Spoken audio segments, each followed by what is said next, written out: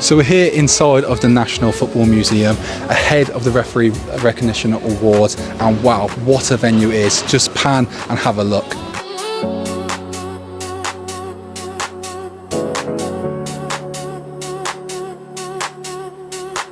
Landing late in Marbella, sunset dripping gold on leather, palm trees moving slow motion, Mediterranean devotion.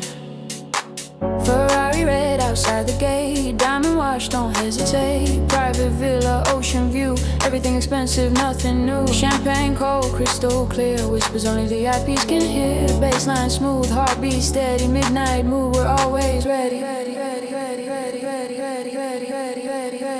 I'm in Marbella shining bright, diamonds dancing in the night. Ferrari parked under moonlight, living fast but feeling right. Marbella wave, champagne rain, golden order, no more pain. Every second ultra prime, luxury written in time.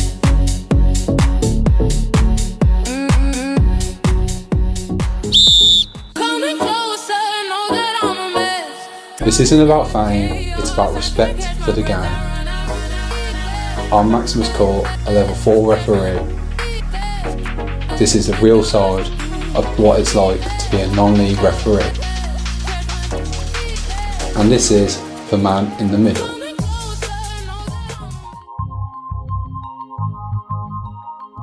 It's become a fixture of the calendar now, from a refereeing world perspective. We really want to celebrate the achievements from both our elite referees who have reached the pinnacle of the game, all the way through to those people who are making the game happen on a weekly basis at a local level. So it's a great opportunity for us to genuinely allow people to let their hair down, have a good night, and celebrate what it is to be a referee.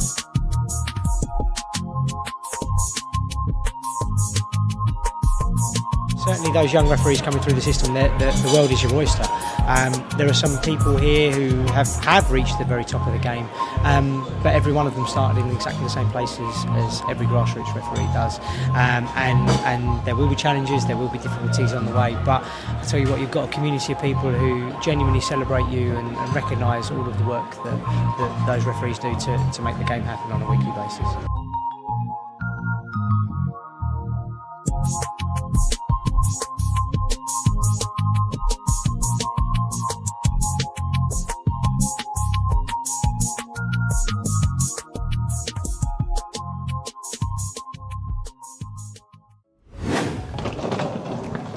Hi guys, and welcome to episode 5 of the non-league referee documentary. This is episode 5, which is going to be all about the Referee Recognition Awards.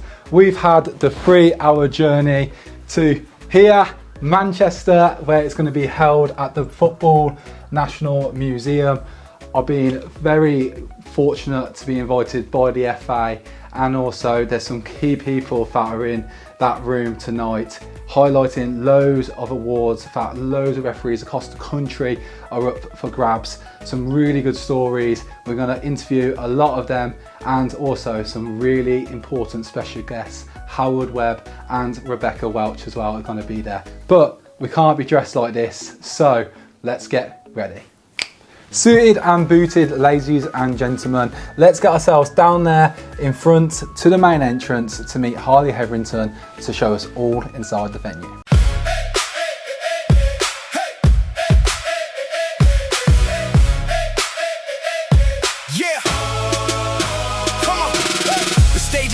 The lights are bright, March Madness in the air tonight.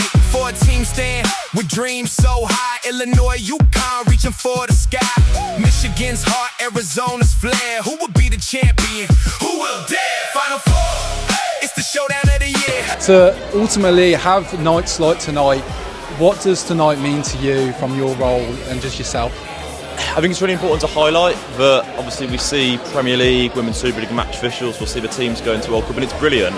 But actually everyone starts off in grassroots, everyone starts off Sunday League, Saturday mornings, everyone goes and does their course. And I think nights like tonight kind of highlight, I don't necessarily want to call them unsung heroes, but they highlight people that maybe go under the radar a little bit, but actually have amazing stories to tell. And we can't get 41,000 people in a room, but we can get some real special people in the room to sort of say, do you know what, you're doing a great job, you've been nominated by your peers, by your colleagues, and here's a bit of the night to sort of recognise you and your achievements.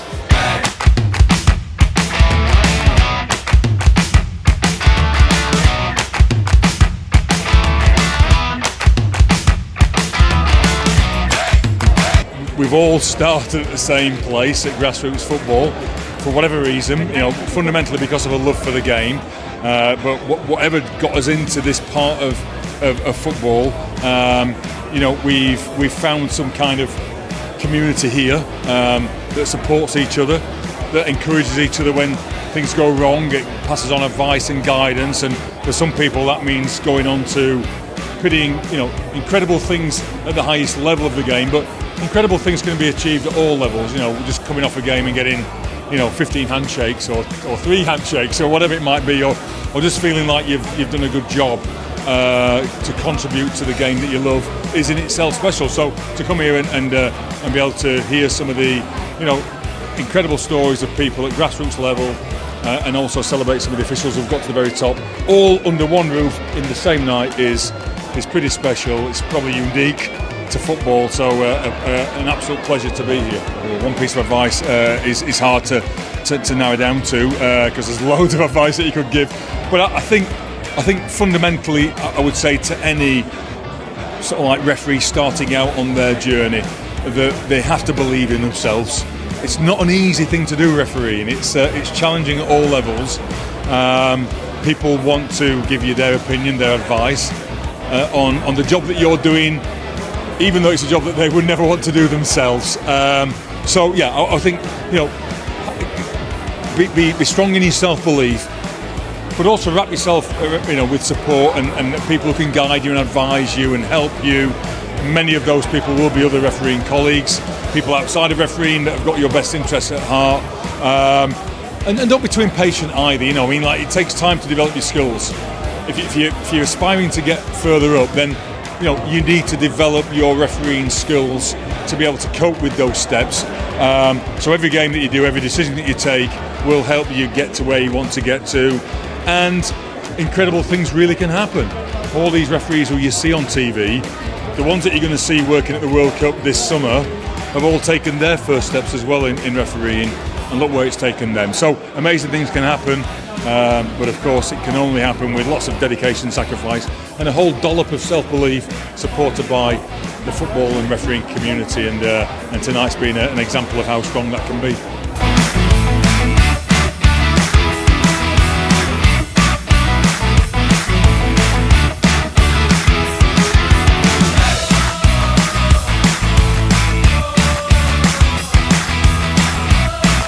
I've got to talk about your recent partnership with the PGML. How much of an achievement from yourself? Where did that start from? And how proud are you to get that partnership over the line? Yeah, I think ultimately, PGML was in our 10-year plan, and we are now 4.5 years old. So I think for us to be able to achieve that in less than 50% of the time was a huge achievement.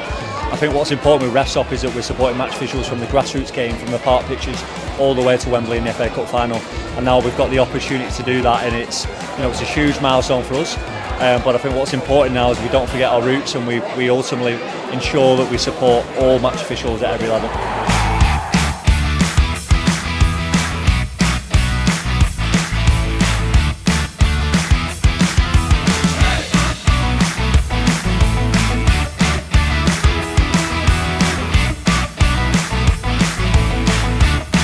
Coming from your professional background, being the first female refereeing a Premier League game, what would be your one advice to the young female referees picking up the whistle for the first time and going to refereeing into their career?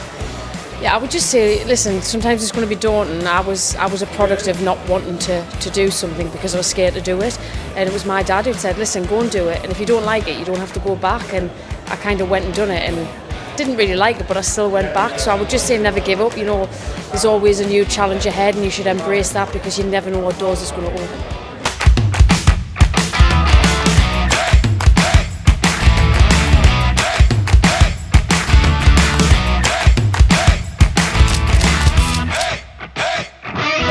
So the Referee Recognition Awards is a hugely important event to celebrate and recognise the achievements of officials throughout the game, from grassroots right up to the elite level. It's a real celebration and a really important fixture in the football calendar.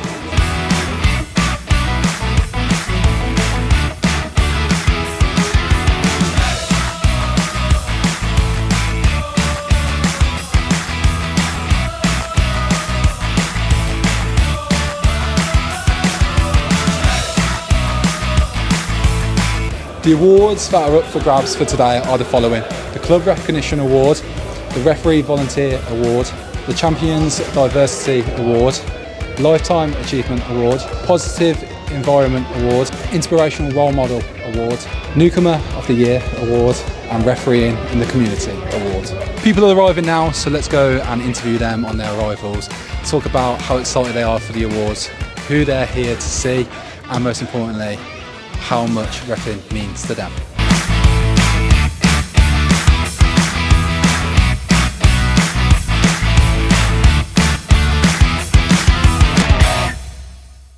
So Ben, we're here at the Referee Recognition Awards here at the National Football Museum. How excited are you to be here tonight? Yeah, good event, good for the family, good to celebrate the award. Brilliant stuff. Are you here to win an award? And if so, what award are you here to win? Yeah, the Ref Stop Bravery in Action Award. Brilliant stuff. Just talk a little bit more about that for me. So that was an award for partaking in doing CPR for someone at a tennis club. So assisted with that, and then here we are tonight.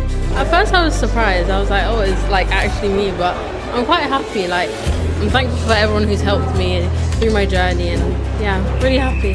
Can I ask you though, like being a newcomer award, why did you get into refereeing? What attracted you to become a referee? Just football. I play football. I love football. My mum got me into it, helped me out.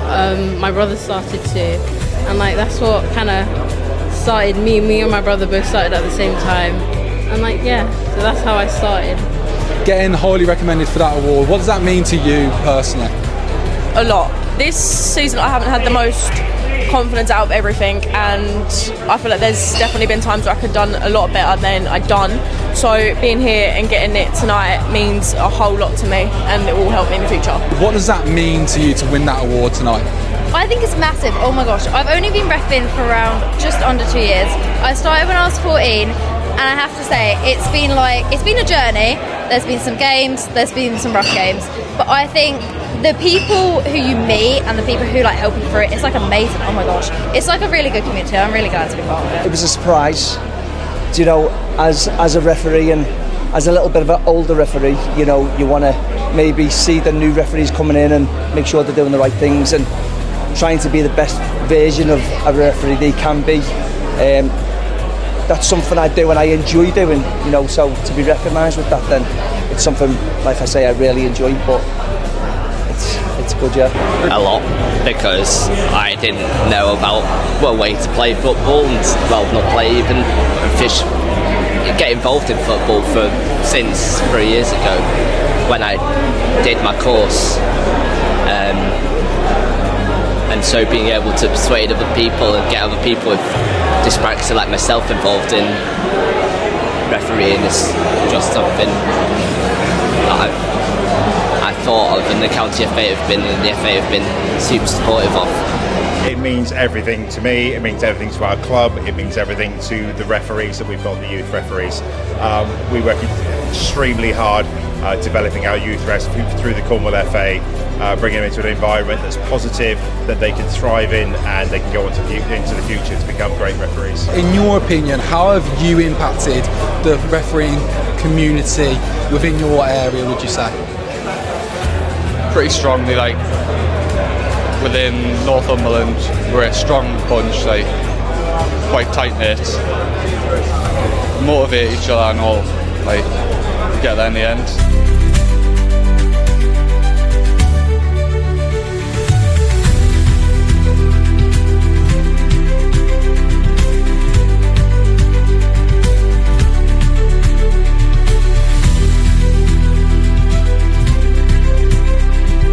And just like that, it's the end of episode 5. Congratulations to all the winners that are down there below.